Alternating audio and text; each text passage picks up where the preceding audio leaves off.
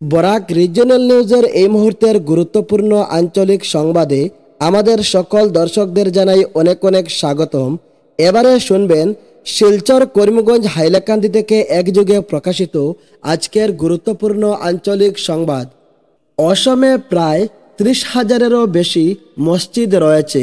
এর মধ্য থেকে 99% মসজিদের ইমাম অচিনাকি অর্থাৎ অবৈধ বাংলাদেশি। এমনই মন্তব্য অসমের মুসলিম বিজেপি নেতা মমিনুল আউয়ালের। আধার কার্ড নিয়ে গুরুত্বপূর্ণ সিদ্ধান্ত সর্বোচ্চ আদালত সুপ্রিম কোর্টের।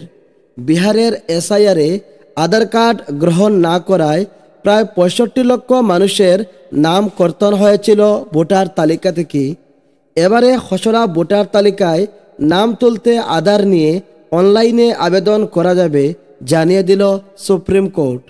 অর্থাৎ বিহারের চলতি এসআইআরে যেই আধার কার্ডকে অগ্রাহ্য করেছিল ভারতের জাতীয় নির্বাচন কমিশন, সেই আধার কার্ডকেই এবারে মান্যতা দিল ভারতের সর্বোচ্চ আদালত সুপ্রিম কোর্ট।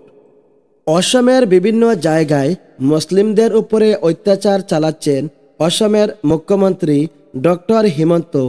এই অভিযোগ জানিয়ে হিমন্তের অপসারণের দাবি জানিয়ে রাষ্ট্রপতির দ্বারস্থ হয়েছিলেন জমিয়ত উলামা হিন্দের নেতা মাওলানা মাহমুদ মদনী। এবারে মাহমুদ মদনীর বিরুদ্ধে অসমের বিভিন্ন জায়গায় উত্তাল প্রতিবাদ অসমের বিভিন্ন খিলঞ্জিয়া সংগঠনের। এদিকে আমি মাওলানা মাহমুদ মদনীকে কোনো কেয়ার করি না, চাইলে মাহমুদ মদনীকে বাংলাদেশেও পাঠিয়ে দিতে পারি, এমনই মন্তব্য অসমের মুখ্যমন্ত্রী ডক্টর হিমন্তের। বরাক উপত্যকার সবচেয়ে চর্চিত হত্যাকাণ্ড ইমরান হত্যাকাণ্ডের অভিযুক্ত স্ত্রী রিনা বেগম ও গাড়িচালক বিজুকে শনিবারে আদালতে প্রেরণ করল দলাই পুলিশ।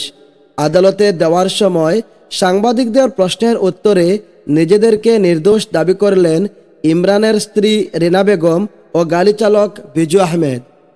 করিমগঞ্জ জেলার আনিপুরে এক বুবা ছাত্রীকে ধর্ষণের প্রতিবাদে কাচালের কালাইনে রাস্তা অবরোধ করে এবিভিপির বিক্ষোভ প্রদর্শন।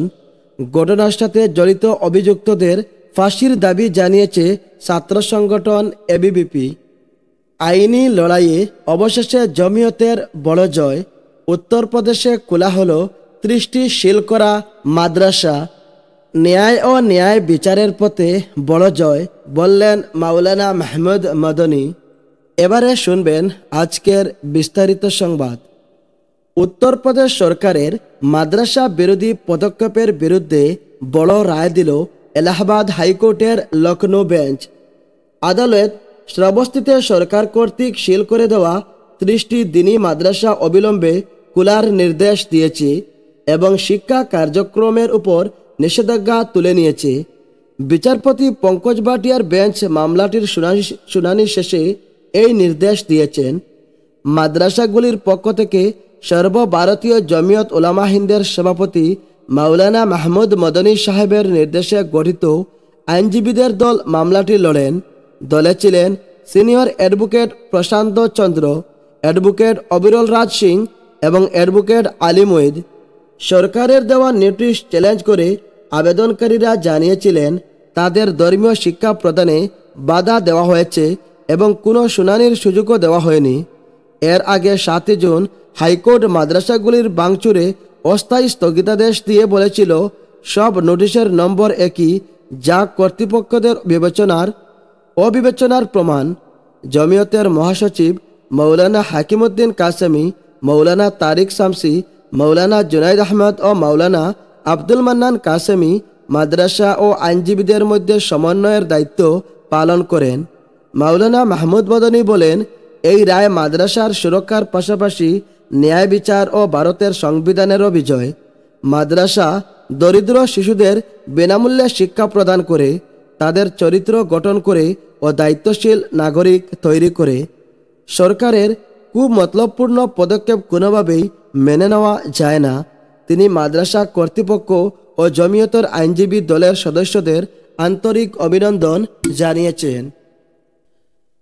বরাক উপত্যকার ইতিহাসে সবচেয়ে আলোচিত হত্যাকাণ্ডগুলোর মধ্যে একটি ইমরান হত্যাকাণ্ড।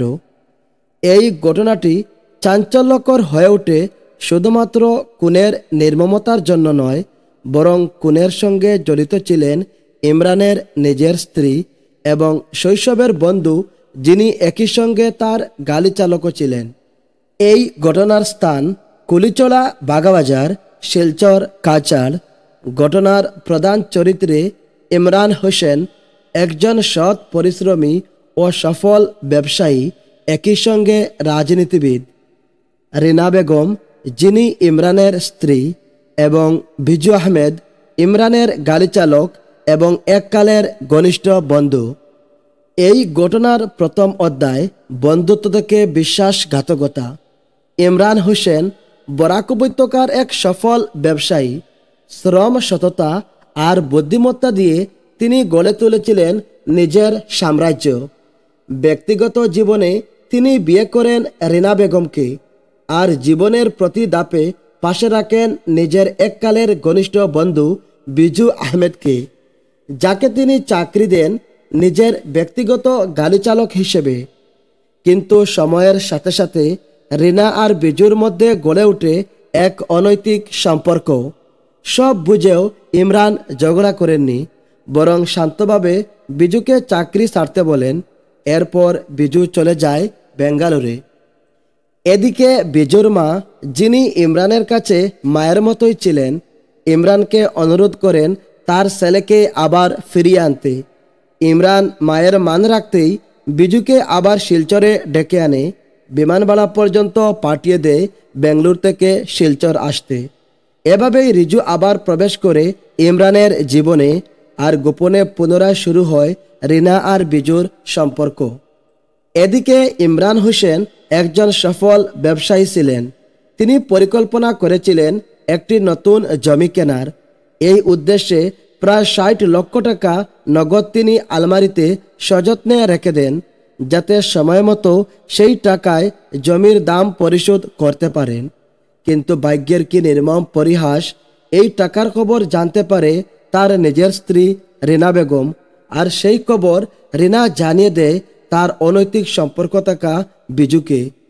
লোভে অন্ধ হয়ে পড়ে তারা দুজনেই। তাদের চোখে তখন শুধু টাকা আর টাকা, আর ইমরান হয়ে ওঠে এক অন্তরায়। এভাবেই শুরু হয় এক ভয়াবহ ষড়যন্ত্রের খেলা, যার লক্ষ্য ছিল ইমরান হোসেনকে পৃথিবী থেকে সরিয়ে দেওয়া।